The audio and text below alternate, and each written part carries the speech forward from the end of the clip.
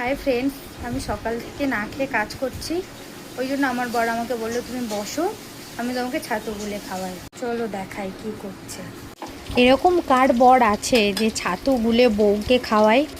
আমার বর তো আমাকে খাওয়াই, কিন্তু ও ছাতুটা খুব ভালো বানায়।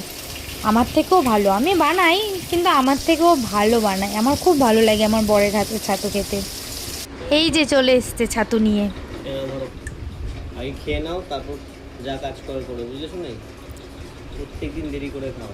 থ্যাংক ইউ আমাকে এত কেয়ার করার জন্য, আমাকে এত ভালোবাসার জন্য। Thank you, I love you. এটা হচ্ছে আমাদের জন্য কাতলা মাছ ভাজা, পমফ্লেট মাছ ভাজা হচ্ছে।